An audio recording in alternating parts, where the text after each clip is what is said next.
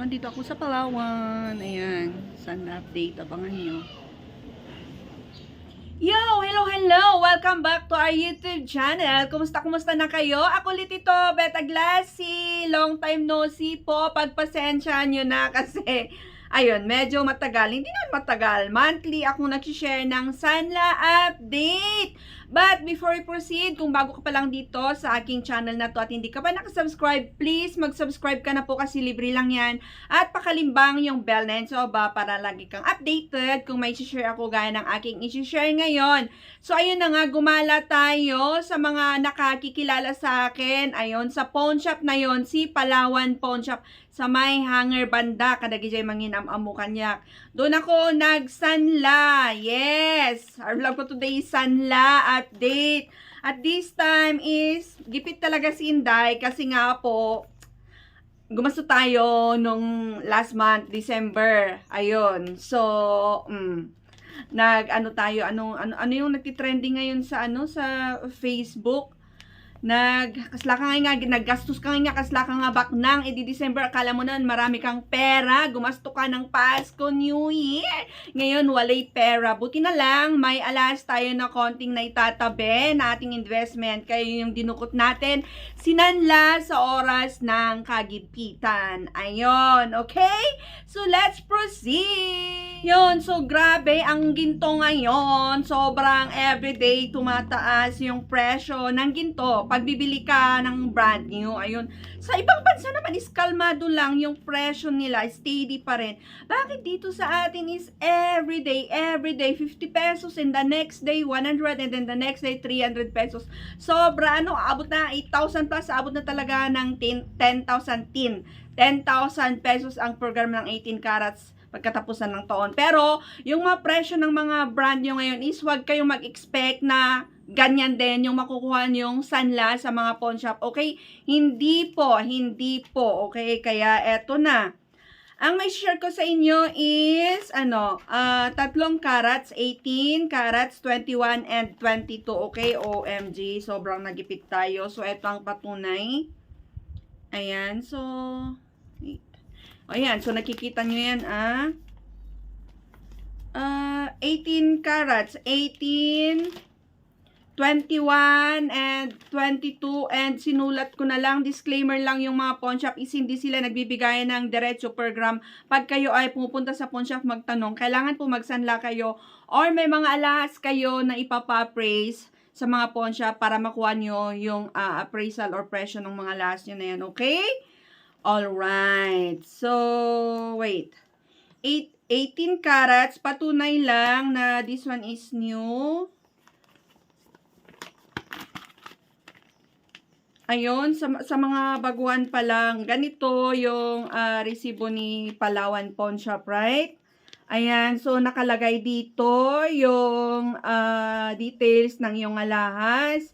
And then, yung approximate weight niya. And then, si Palawan is nilalagay na rin. Yung carats nung alahas mo, nandyan na rin. And then, yung presyo niya is nandito. Okay? So, nandito nyo makikita yung sanla nung inyong alahas.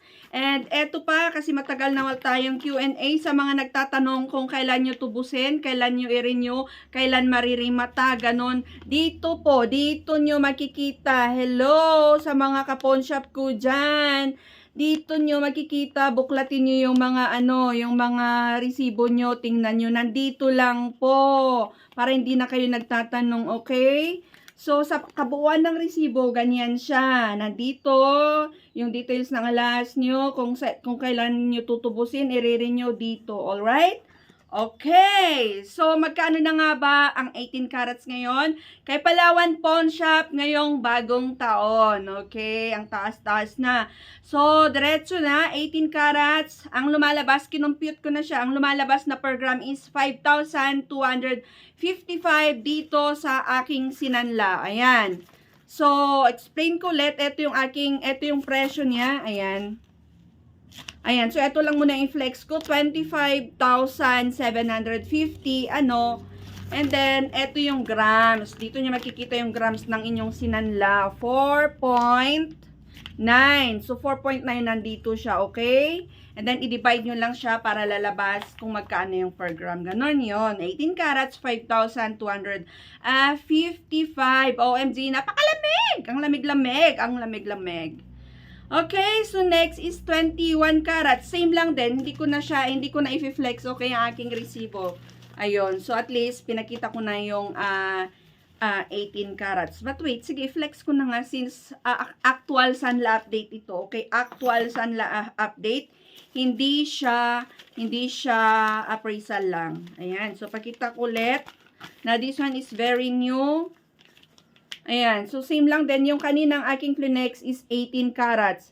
This one is 21, okay? So, nandito siya. Ayan, yung grams. And then, nandyan yung carats, okay? Para maniwala kayo na this one is really 21 carats. And same lang din na yung presyo is dito nyo makikita, okay? Andyan yung mga months kung kailan nyo siya i-renew, tutubusin, or maririmata, okay? So, within 4 months yan. Alright, so magkaano ang Sanla update ngayon sa Palawan Pawn Shop, sa may hanger banda, sa mga nakikilala sa akin. Ang lumalabas na per gram dito sa aking sinanla, kasi gipit na gipit si Inday, charot. 6,130. 6,130 ang 21 carats. So, you know the drill. Comment down below kung magkaano sa inyo, pero alam ko na may mas mataas dito compare sa akin. Tataas din naman dito sa aking location pero delayed lang. And then sa iba naman is mababa pa rin, ganon. Same lang din yung sa akin. Mababa pa pero later on tataas din yan. Okay? So, 21 carats, 6,130. Next is 22 carats. Okay? Buti na lang. Depende talaga yan sa appraiser kasi yung iba is yung 22 carats mo, ang pag-appraise nila dyan is 21 carats. Same lang din sa 24 carats. Yung 24 carats mo, in-appraise nila yan ng 22 carats.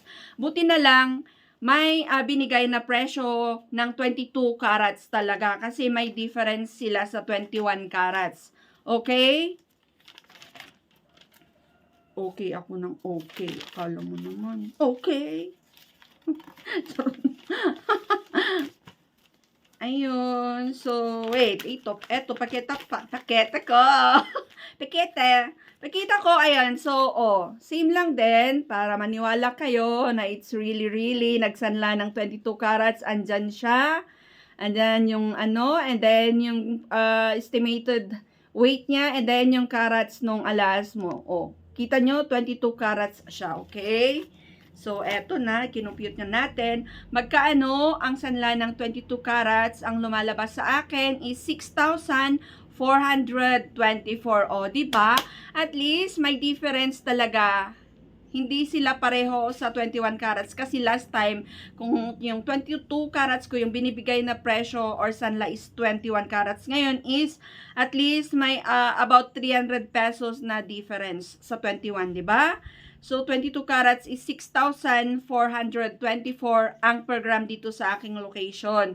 And then yung 21 naman, recap lang natin, 6,130. And then, yung 18 carats is 5,255.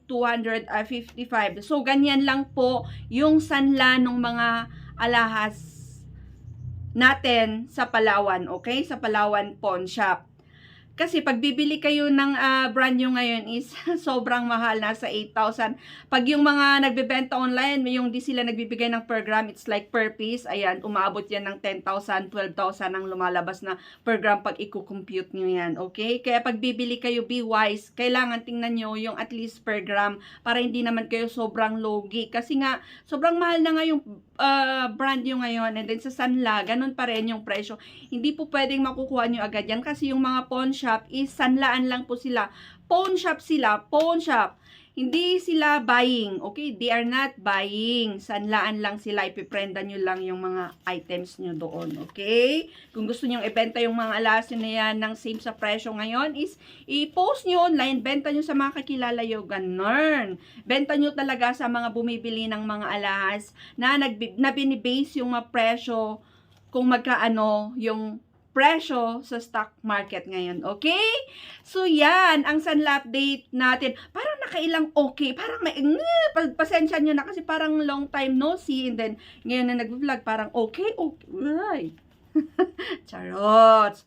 Ayun, so yan yung Sanla update natin ngayon. You know the drill. Comment down below sa mga Sanla update experience nyo para i-share natin yan. Mabasa ng ating mga ka-pawn shop, ka-marites, ka-chorpang, ka-guys natin yan. So that's it.